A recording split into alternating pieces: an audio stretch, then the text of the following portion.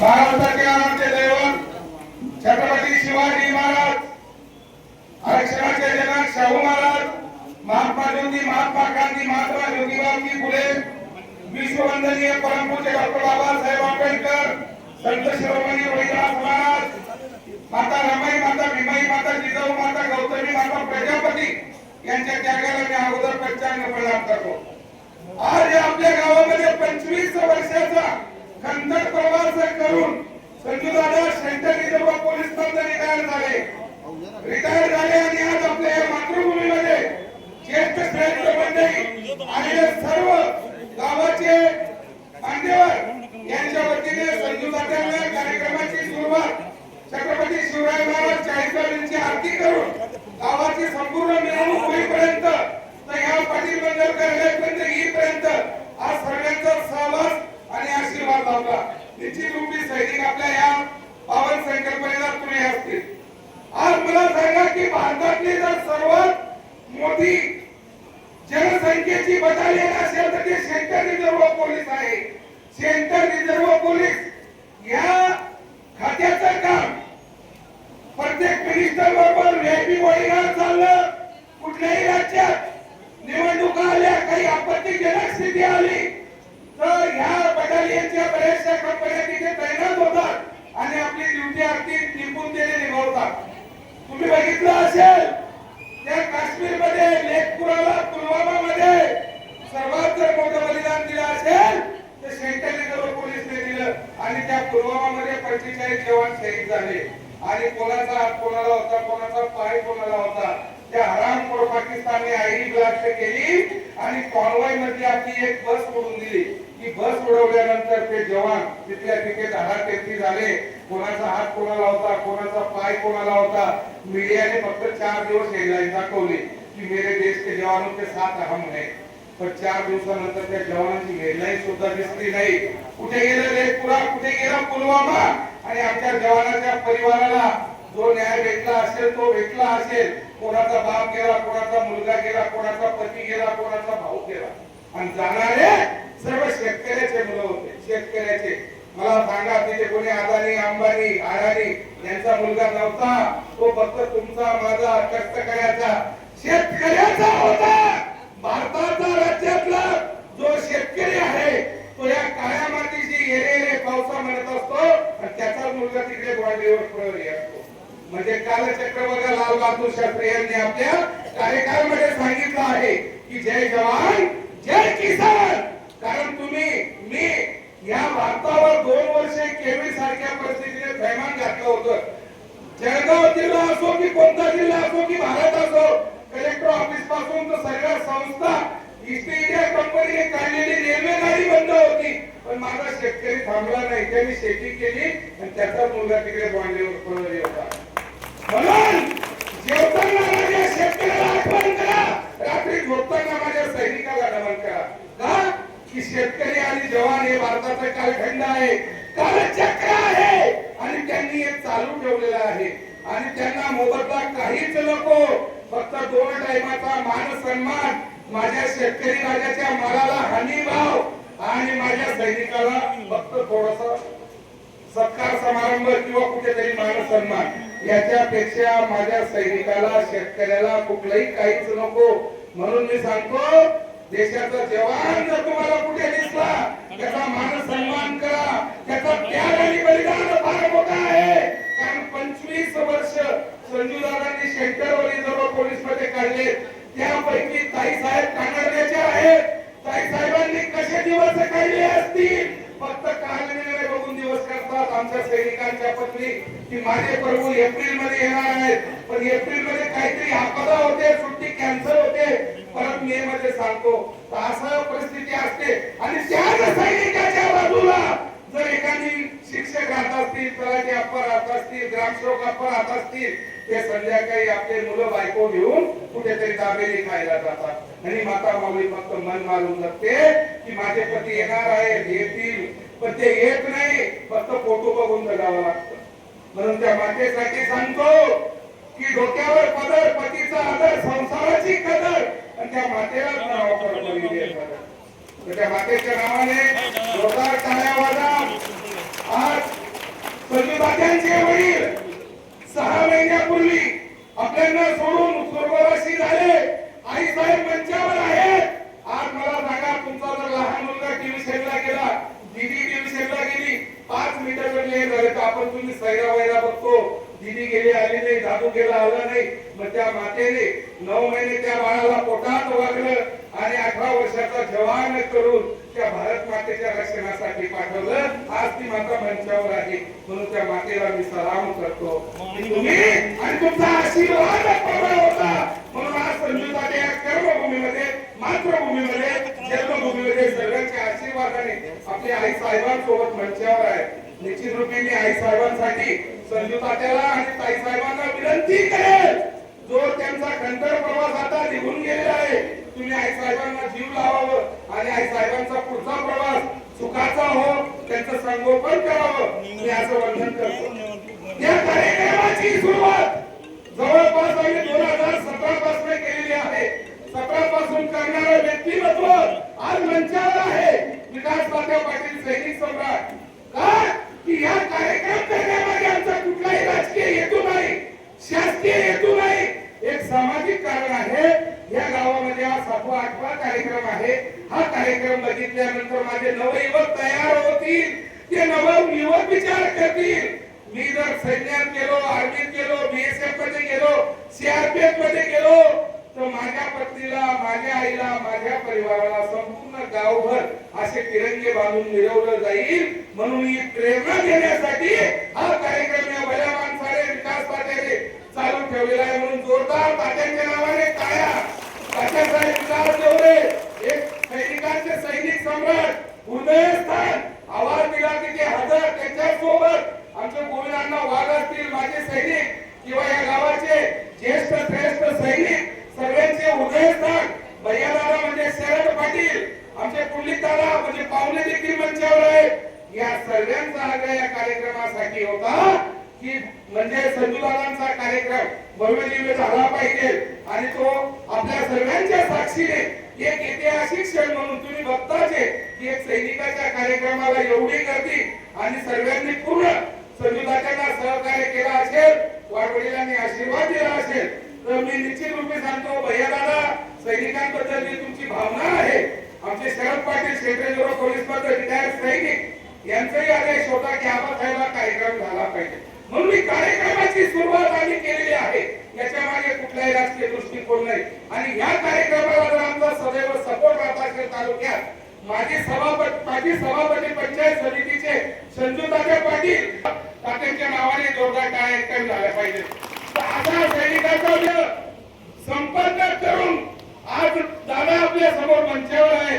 सैनिकांची भूमिका, आईची, वडिलांची, भावाची आठवण आली तर तो डायरेक्ट घरी येऊ शकत नाही. तो बैठकांचा फोटो काढून घ्यावा लागतो, बघून घ्यावा लागतं, डोळे पुसून घ्यावा लागतात. ही परिस्थिती आहे आणि प्रसंग आवा विचार चौघांमध्ये तो रडूही शकत नाही. मी रडायला लागलो, तुम्ही काय म्हणतात, या बांधताना जीव दिला का नोकरी करा म्हणून रडायला.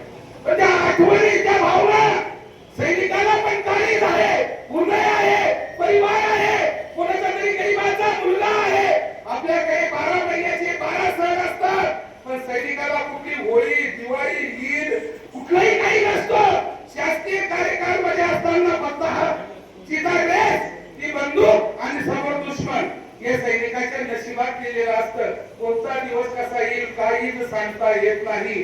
परिस्थिती जर बॉर्डरवर गेलं तर काही गोष्टी सैनिकांचा दृष्टिकोनाने काही गोष्टी मीडिया आपल्याला दाखवत नाही, कारण त्याच्या मागचा दृष्टिकोन भारतामध्ये अराजकता पाहिलं आणि ज्या घडणाऱ्या घटना जर परिवारापर्यंत पोहोचतील तर सर्वजण दिसणार राहतील. म्हणून काही गोष्टी सिक्युरिटीला मध्यनजर घेऊन मीडिया सुद्धा दाखवत नाही आणि आयोजित त्या पाकिस्तान बॉर्डरीवर सैनिकांची कुठली ना कुठली चकमक होत असते आणि सैनिकांना देखील अशा परिस्थितीला सामोरे जावं लागतं की खूप विचित्र. तर परिस्थिती अभावी सैन्यात जाणारा शेतकऱ्याचा मुलगा असतो. निश्चित रूपे मी सांगतो कुठल्या उद्योगपत्याचा नाही किंवा मग वरिष्ठ कोणाच्या मंत्री महोदयाचा नाही, हा फक्त शेतकऱ्याच्या वाट्याला येणारा सर्व विषय आहे.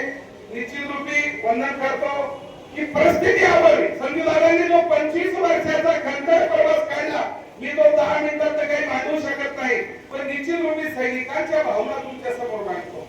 तर परिस्थिती आज बघा. तुमच्या बाजूचं गाव माझं तरवाडे एक छोटस गाव आहे. मी काश्मीरला गुलमार्गला असताना वडील वारले. फक्त 3 दिवसात वडिलांचं दर्शन मला फक्त 1.5 मिनिटासाठी झालं हो. 1.5 मिनिटासाठी आणि 3 दिवस त्या वडिलांची रेडबोडीच्या काचेच्या पेटीत ठेवली. माझ्या नशिबात होतं म्हणून योगायोगाने मला प्लेनने आता आलं वडील भेटले. काही आमच्या सैनिकांच्या नशिबात ते सुद्धा नसतं. आज जवळचं गाव आहे वाघळी. तिथे एक अल्ताफ पटेल म्हणून बीएसएफचे आहेत, तात्यांच्या बटालियनला होते. त्यांचे वडील वारल्यानंतर त्यांना अंत्यविधीला सुद्धा येता आलं नाही. अशा आमच्या सैनिकांच्या भूमिका आणि असे प्रसंग असतात. म्हणून सैन्यात जर कोणाचा मुलगा असेल आणि सुनबाई जर तुमच्या जवळ असेल तर त्या सुनबाईला फक्त प्रेमाने 2 शब्द एवढे सांगा, बेटा घाबरू नको, आम्ही तुझ्या सोबत आहोत, तू जेवण करून घे, आम्ही तुझ्या सोबत आहोत. म्हणजे तुम्ही जर तुमच्या सुनबाईला हा दिवसा दिला तर तुमचा मुलगा पांढऱ्यावर ठिकठाक, तुमचा परिवार ठिकठाक, तर आपला देश ठिकठाक. ही माझी तुम्हाला आग्रह विनंती असेल की त्या मातेने फक्त कार्यनिर्णय बघून जगायचं आहे. आणि सैन्यात गेलेल्या जवानाचं लग्न 24-25 च्या आत होतं आणि संपूर्ण जवान त्या देशाला तो समर्पित करून देतो. म्हणून मी वंदन करतो की सैनिकांचं बलिदान फार मोठं आहे. आणि प्रसंग अभावी तुम्ही मला सांगा की सैन्यात मध्ये जो जवान पहिले शहीद व्हायचा, शहीद झाल्यानंतर जर आपत्तीजनक स्थिती असती, लेह, लडाख, काश्मीर, सिक्कीम, अरुणाचल या ठिकाणी जर आमच्या सैन्यातला जवान पहिले कारगिलच्या पहिले जर शहीद झाला तर ती बॉडी सुद्धा घरी यायची नाही. तर ते अटलजी होते, त्यांचं काम अटल होतं, ते भारतरत्न होते, भारताचे प्राईम मिनिस्टर होते की त्यांनी तरतूद केली कि मेरे देश का जवान जिस जगह भी शहीद होगा शान शौकत के साथ, तिरंगे के साथ, गौरव और के साथ उसका अंतिम संस्कार उसकी पैतृक और उसके जन्मभूमि, कर्मभूमि और उसके गांव में किया जाएगा. म्हणून मी अटलजीला नमन करतो. नाही तर सैनिकाशी जर काही बरं वाईट झालं ड्युटी करत असताना तर बॉडी सुद्धा घरी यायची नाही, फक्त परिवाराला फोटो यायचे आणि बक्सा पॅक होऊन यायचा. अशी सैनिकाची व्यथा आहे, परिस्थिती यावी.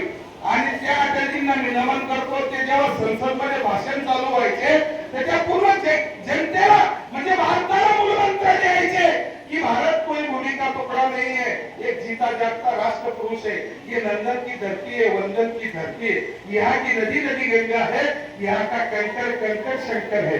हम जिएंगे भी तो भारत के लिए, मरेंगे भी तो भारत के लिए. मरने के बाद अगर बहती हुई गंगा में अस्थियों को कोई कान लगाकर सुन लेगा तो ये क्या आवाज आएगी, भारत माता की जय, भारत माता की जय, भारत माता. अशा अटलजी नमन करून शेवटचं की त्यांनी आपल्या कार्यकाळामध्ये सैनिकांसाठी खूप काही केलं. सैनिकांच्या आजच्या परिस्थितीला जर बघितलं तर खूप चांगलं आहे, पण परिवारापासून दूर राहावं लागतं. वेतन आणि वतन, वेतन प्रत्येक जण घेतोय, पण सैनिकाच्या पुढे वेतन पण आहे, वतन पण आहे. त्या वतनसाठी लढणारा 24 तास पळाली राहणारा फक्त माझा सैनिक, सैनिकाच्या निष्ठेला, इमानदारीला, कर्तृत्वाला, नेतृत्वाला, दातृत्वाला मी सलाम करतो. आणि कर्तृत्व, नेतृत्व, दातृत्व याचा त्रिवेणी संघ म्हणजे सैनिक आहे. आणि तो गरीबाचा मुलगा आहे, शेतकऱ्याचा मुलगा आहे, कष्टकऱ्याचा मुलगा आहे. माझी विनंती असेल, सरकारला विनंती असेल की सरकारने शेतकऱ्याकडे आणि सैनिकाकडे लक्ष दिलं पाहिजे. निश्चित रूपी ती सरकार, आम्ही त्या सरकारला सॅल्यूट करू. बाकीचं काही नको, फक्त माझ्या शेतकऱ्याला तुम्ही 10,000 रुपये कपाशीला भाव द्या, म्हणजे तो शेतकरी कुठेतरी नाराज होणार नाही आणि तो आत्महत्येला देखील प्रवृत्त होणार नाही. तर बऱ्याचशा गोष्टी आहेत. निश्चित रूपे मी सांगतो की सैनिकाचा मानसन्मान, शेतकऱ्याचा मानसन्मान ज्या दिवशी तुम्ही आवर्जून केला, निश्चित रूपे तुम्ही खरे ठराल. मी गुलमर्गला होतो 2006-07 मध्ये. आता मला वाटतं नवीन मोबाईल आले, एंड्रॉइड फोन आहे, आपण आता आई-वडिलांशी, पत्नीशी, मुलांशी डायरेक्ट व्हिडिओ कॉल बोलू शकतो. पण अचानक त्या गुलमर्गच्या एरियामध्ये समोर पाकिस्तान आहे, 250-300 मीटरवर. आपण जेव्हा झेलम एक्सप्रेस जातो, या एक्सप्रेसच्या नावाची नदी आहे झेलम. ती नदी भारतात होऊन पाकिस्तानमध्ये जाते, पाकिस्तानमधून प्रवाह होऊन भारतात येते. ती नदी अशी आहे. तर त्या झेलम नदीच्या तीरावर आमची ड्युटी होती आणि अचानक तिथे सर्व काही म्हणजे लढाईचा माहोल तयार झाला. तर जवळजवळ 6 महिने काढायचे होते आणि घरी मोबाईल वगैरे बंद झाले, सर्व काही विषय झाले.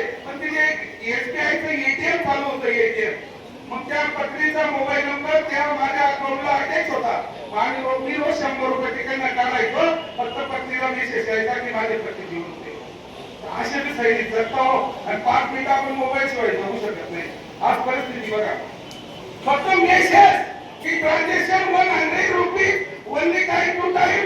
तर त्या पत्नीला जेवढा मेसेज आल्यानंतर ती मेसेज बघून खुश व्हायची की माझ्या पत्नीने तिथे 100 रुपये काढले, म्हणजे माझ्या पत्नीला पासवर्ड माहिती आहे, येतेवर 100 काढले म्हणजे माझा पती जिवंत आहे.